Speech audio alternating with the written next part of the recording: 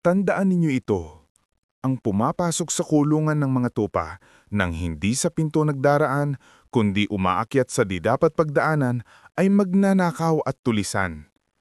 Ngulit ang nagdaraan sa pintuan ay siyang pastol ng mga tupa. Pinapapasok siya ng bantay at pinapakinggan ng mga tupa ang kanyang tinig. Tinatawag niya ang kanyang mga tupa sa kani-kanilang pangalan at inilalabas sa kulungan. Kapag nailabas na, siya'y nangunguna sa kanila at sumusunod naman ang mga ito sapagkat kilala nila ang kanyang tinig. Hindi sila susunod sa iba, kundi tatakbong palayo sapagkat hindi nila kilala ang tinig ng iba.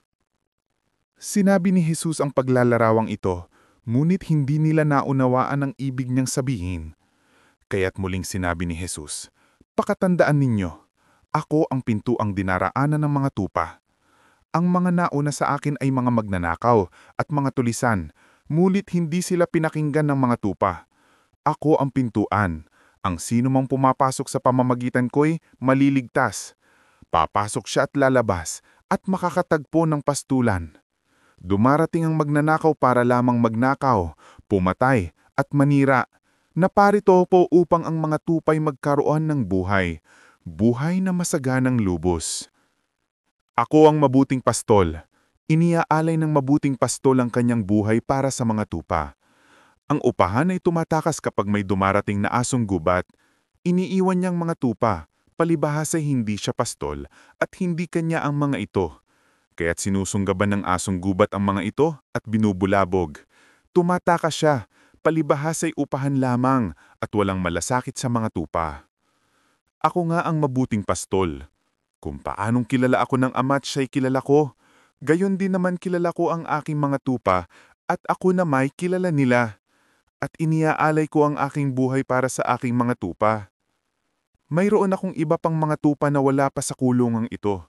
Kinakailangan sila'y ipasok ko rin at papakinggan nila ang aking tinig.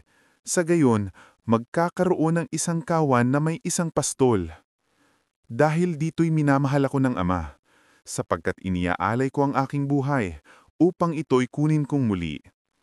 Walang makakakuha ng aking buhay, kusa ko itong ibinibigay. Mayroon akong kapangyarihang ibigay ito at mayroon akong kapangyarihang kunin itong muli. Ang utos na ito'y tinanggap ko mula sa aking Ama. Dahil sa mga pananalitang ito, nagkabahabahagi muli ang mga Hudyo. Marami sa kanila ang nagsabi, "Sinasapian siya ng demonyo, nababaliw siya. Bakit kayo nakikinig sa kanya?" Sinabi naman ng iba, "Hindi makakapagsalita ng ganoon ng isang sinasapyan ng demonyo. Nakakapagpagaling ba ang demonyo ng bulag?"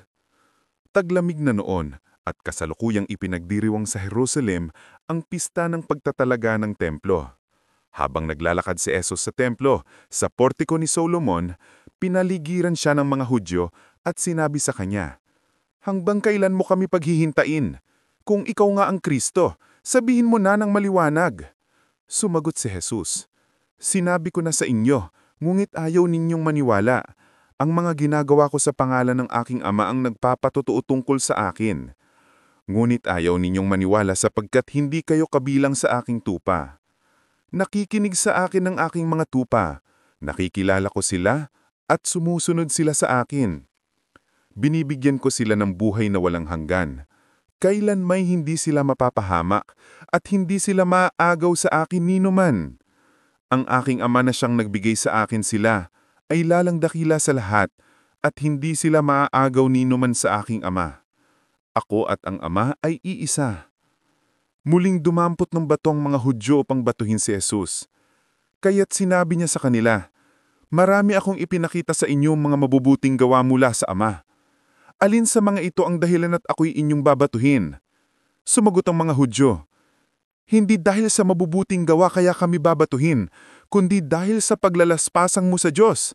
Sapagkat ipinapantay mo ang iyong sarili sa Diyos, gayong tao ka lamang." Tumagon si Jesus, "Hindi ba nasusulat sa inyong kautusan, sinabi ko, mga Diyos kayo? Tinawag na Diyos ang mga pinagkatiwalaan ng salita ng Diyos at hindi maaaring ipawalang bisa ang sinasabi ng kasulatan. Ako'y pinili at isinugo ng Ama Paano ninyo ngayong nasasabing nilalaspasan ko ang Diyos dahil sa sinabi kong ako ang anak ng Diyos? Kung hindi ko ginagawa ang mga ipinapagawa ng aking ama, huwag ninyo akong paniwalaan. Ngunit kung ginagawa ko ang mga ito, paniwalaan ninyo ang aking mga gawa kung ayaw man ninyong maniwala sa akin. Sa gayon, matitiyok ninyong nasa akin ng Ama at ako'y nasa Ama. Kaya tinangka na naman nilang dakpihin si Jesus, ngunit natakasan nila sila. Muling pumunta si Jesus sa ibayo ng Jordan, sa pook na dating pinagbabautismuhan ni Juan. Nanatili siya roon at maraming lumapit sa kanya. Sinabi nila, "Walang ginawang himala si Juan, ngunit totoo ang lahat ng sinabi niya tungkol sa taong ito." At dooy maraming sumampalataya kay Jesus.